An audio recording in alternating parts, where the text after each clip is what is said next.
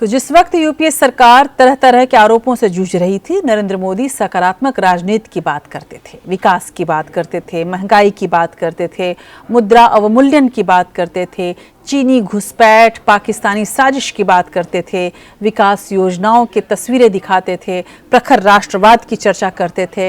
लेकिन सत्ता में आने के बाद उन्होंने कोई विकास योजनाओं को लागू करने की कोशिश नहीं की, ऐसा विरोधी मानते हैं। बहुत सी योजनाएं गलत आर्थिक फैसलों की वजह से परवान नहीं चढ़ पाईं, लिहाजा जनता को अपने प्रति मोहभंग से बचाने के लिए हमेशा विपक्ष पर हमलावर रहना उनके लिए मजबूरी हो गया। हालांकि उन्होंने किसान सम्मान निधि समेत कैश ट्रांसफर वाली कई योजनाओं पर जोर दिया ताकि ब्रांड मोदी पर महामारी, मंदी, महंगाई और बेरोजगारी की वजह से जो असर पड़ा, उस असर को कम किया जा सके। लेकिन उसके बावजूद वो मोदी जो एक, जैसा कि मैंने बताया कि लार्जर देन लाइफ की छवि के रूप में जो उभरे, वो मोदी जो सुपरमैन की तरह से भारतीय जनता के सामने आए थे, वो अब कमज़ोर पड़ रहे हैं, इसमें कोई शक नहीं। लेकिन अब यहीं पर ये समझना होगा कि नरेंद्र मोदी को अहंकारी मानना सबसे बचकानी बात होगी, क्योंकि वे इतने व्यवहारिक रहे हैं कि अपने धुर विरोधियों को भी दिल से अपनाने में संकोच नहीं करते, दिल से माफ़ नहीं कर पाने की बात कहकर भी दिल से जुदा नहीं करते। ब्रांड मोदी की एक राजनीतिक मार्केटिंग की कवायद ये भी है कि जिसमें देश की बड़ी बड़ी एड एजेंसियां, एड गुरु दिन रात जुटे हुए हैं और मीडिया, सोशल मीडिया, इवेंट और नैरेटिव के जरिए विपक्ष को कमज़ोर दिखाने और मोदी को मजबूत बनाने का युद्ध स्तर पर प्रयास चल रहा है। सवाल ये है कि अक्सर मोदी कुछ न कुछ ऐसे बयान या ऐसे राजनीतिक कदम उठाते ही हैं जो उनकी बनाई गई छवि से मेल नहीं खाती। यहाँ ये कहना मौजूद होगा कि मोदी जी हैं तो कुछ सोच समझकर ही किए होंगे। फिर भी जानने की कोशिश करते हैं कि अपनी छवि से हटकर ऐसे बयानों के पीछे मोदी जी की मंशा आखिर क्या होती है।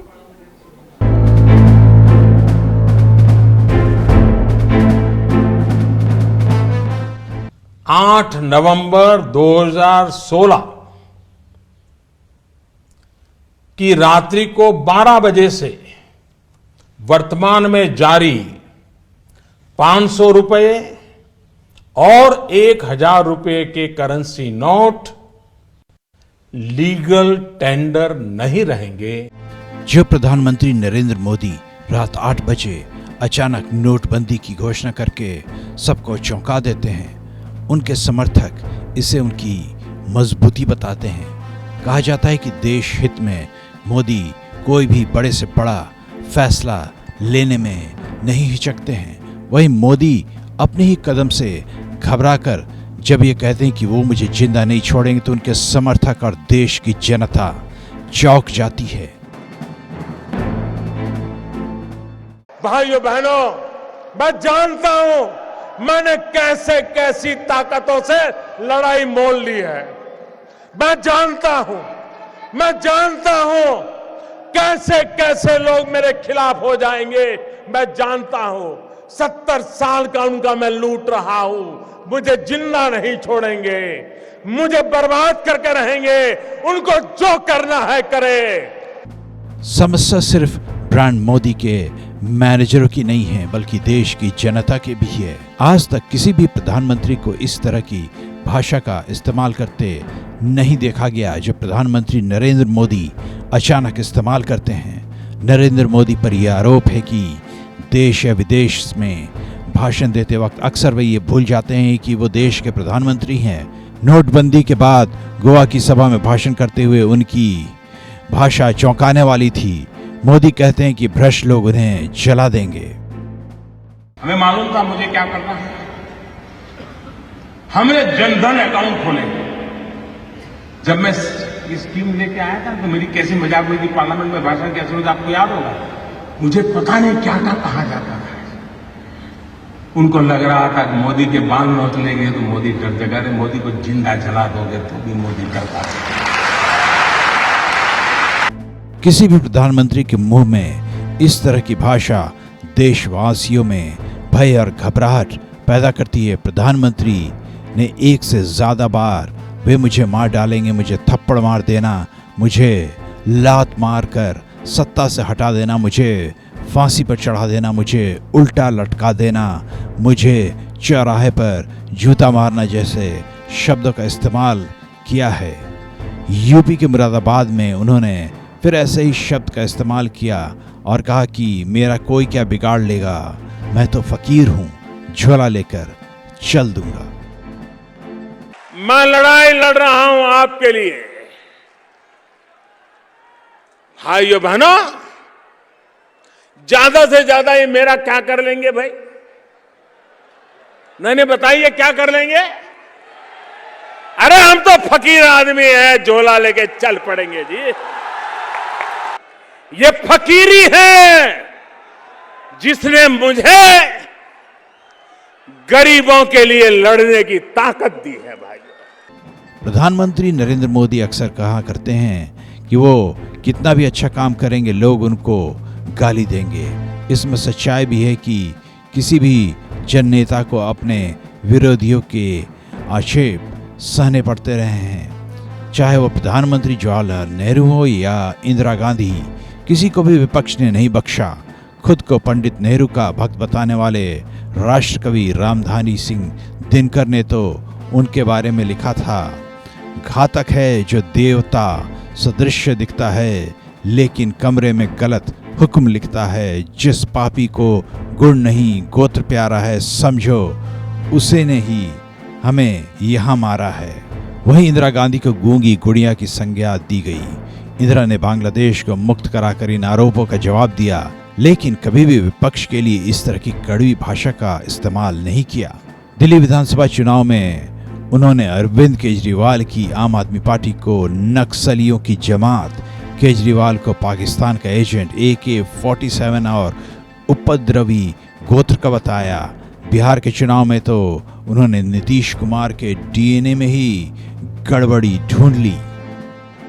मुझे लगा अरे मोदी का क्या क्लास है, उसकी तो थाली खींच ली, एक चाय वाले के बेटे की थाली खींच ले, गरीब के बेटे की थाली खींच ले, लेकिन एक महादलित की तो सारी की सारी पूंजी, सारा पुण्य खींच करके ले लिया। भाइयों बहनों, तब मुझे लगा कि शायद DNA में ही कोई गड़बड़ है। नीतीश कुमार ने इसे चुनावी मुद्दा बना लिया। पीएम मोदी के 1.25 लाख करोड़ के पैकेज का ऐलान भी काम नहीं आया। ये अलग बात है कि राजनीतिक स्वार्थ के लिए दोनों दल साथ आ गए और आरजेडी को धता बता दिया। यहाँ नोट करने वाली बात यह है कि प्रधानमंत्री चाहे जिस भाषा का इस्तेमाल करे, लेकिन राजनीतिक स्वार्थ को देखकर कभी व्यक्तिगत द्वेष नहीं पालते। पश्चिम बंगाल चुनाव में तो ममता बनर्जी के लिए दीदी और दीदी का तंज बीजेपी को खासा भारी पड़ा।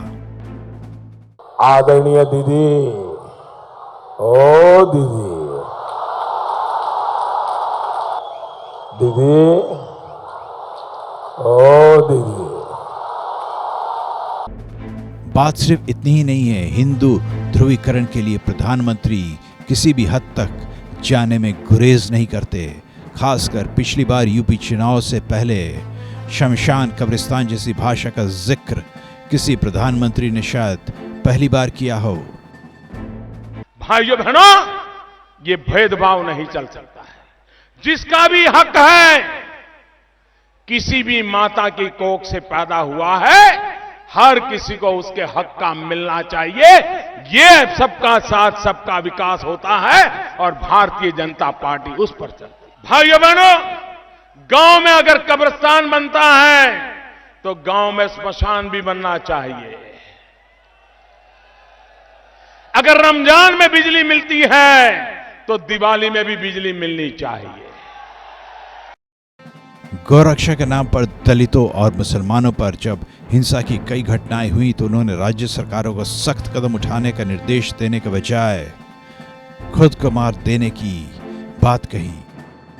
अगर आपको कोई तकलीफ है तो वार करना है तो मुझ पे करिए, मेरे दलित भाइयों पर वार करना बंद कर दीजिए। वार करना है तो मुझ पे कीजिए, गोली चलानी है तो मुझ पे चलाइए, मेरे दलित भाइयों पर मत चलाइए। खबरों के मुताबिक 2002 में गुजरात दंगा से पीड़ित लोगों के राहत शिविरों को बच्चा पैदा करने के कारखाने और मुस्लिम महिलाओं को उस कारखाने की मशीन बताने से भी तत्कालीन मुख्यमंत्री नरेंद्र मोदी ने परहेज नहीं किया। लेकिन एक जननायक में उदारता की अपेक्षा होती है। वो विपरीत से विपरीत परिस्थितियों में भी तटस्थ रहता है और सौम्यता उसका आभूषण होता है। ऐसे में पीएम मोदी की इमेज को लेकर नए सिरे से ब्रांडिंग की जरूरत महसूस की जा रही है। लेकिन सवाल है कि क्या मोदी अब किसी की सलाह सुनेंगे या फिर उन्हें कोई रिब्रांडिंग के लिए सलाह देने की जरूरत कर पाएगा, क्योंकि अब वो खुद सफलता का चरमोत्कर्ष बन चुके हैं। ऐसे में उनके समर्थक मानते हैं कि महाबली की छवि की कैद से निकलने पर प्रधानमंत्री खुद को आम आदमी से जोड़ने के लिए एक मानवोचित भाषा का इस्तेमाल करते हैं। इसे ही उनकी सहजता बताया जा रहा है। सवाल ये उठ रहा है कि क्या ये वही ब्रांड मोदी है जिसे देश की जनता ने पूरे विश्वास के साथ 10 सालों के लिए सत्ता सौंपी है। अंशुमन त्रिपाठी, APN।